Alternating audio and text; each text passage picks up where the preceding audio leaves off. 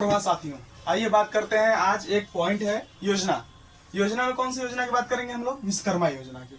क्योंकि अभी हम लोग जो रिसेंट में एग्जाम देख रहे हैं, एग्जाम का लेवल जो देख रहे हैं, उसमें क्या हो रहा है कि कौन कौन सी योजनाएं सेंट्रल गवर्नमेंट के द्वारा ला रही हैं और कौन कौन सी योजनाएं राज्य सरकार ला रही हैं। योजनाओं का नॉलेज रखना बहुत जरूरी हो गया है, क्योंकि हर एग्जाम में आपको योजनाएं पूछी ही जाएंगी।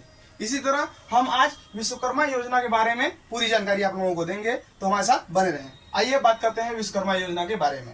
हाँ, तो विश्वकर्मा योजना की शुरुआत कब हुई?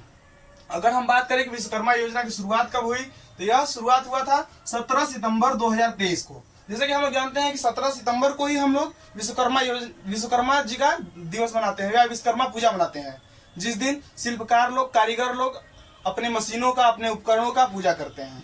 उसी के दिन 17 सितंबर को 2023 में प्रधानमंत्री जी के द्वारा विश्वकर्मा योजना का प्रारंभ किया गया। अब हम बात करेंगे कि इसमें कौन कौन से मंत्रालय आते हैं। इसमें आता है सूक्ष्म लघु मध्यम उद्यम मंत्रालय।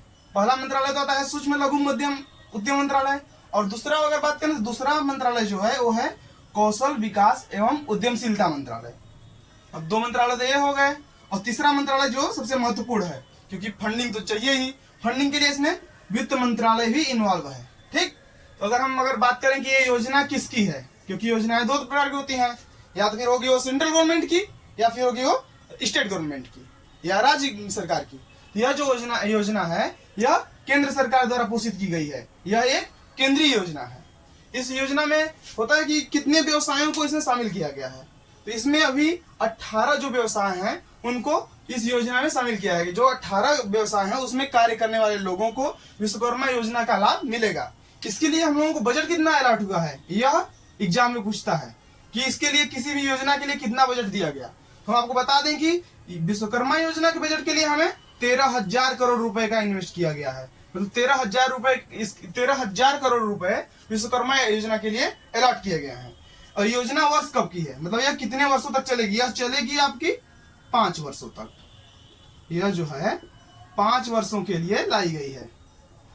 5 वर्षों के लिए कब से कब तक लाई गई है? तो यह लाई गई है सन 2022-23 से 17 सितंबर 2022-23 से लेकर 17 सितंबर 2027-28 तक के लिए, मतलब पूरे 5 वर्ष के लिए योजना लाई गई है।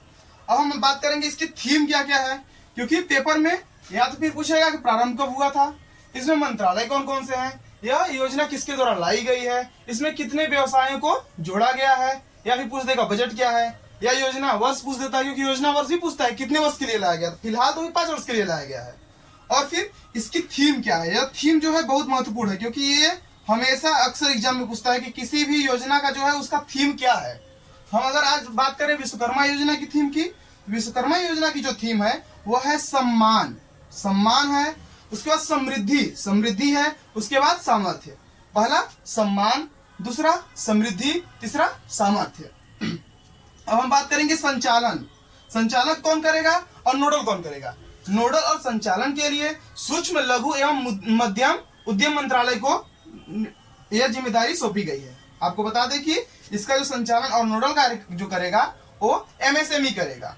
और एक क्वेश्चन और बनता है हम लोगों के यहाँ कि उद्देश्य, किसी भी योजना को हम ला रहे हैं उसका उद्देश्य क्या रहा होगा।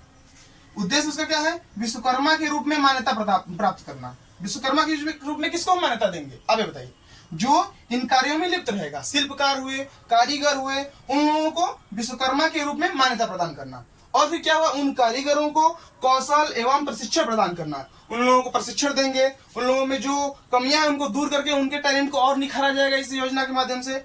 और उसके बाद क्या है, जिससे क्षमता एवं उत्पादकता, क्योंकि कोई भी व्यक्ति है अपनी क्षमता के हिसाब से काम करेगा। अगर उसकी क्षमता में हम लोग वृद्धि करेंगे तो वास्तविकता है कि उसके उत्पादन में भी वृद्धि होगी।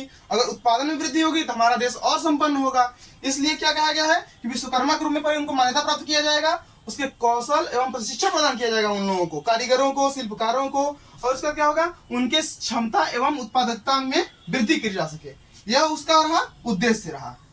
क्या होता है कि अब जो बनेगा हमारा प्रश्न विश्वकर्मा योजना से लेकर यहीं तक प्रश्न बनने की संभावनाएं हैं। तो इसको आप लोग ध्यान दीजिएगा और अच्छे से इन लोगों को दोबारा पढ़ के अपने से याद कर लीजिएगा। धन्यवाद।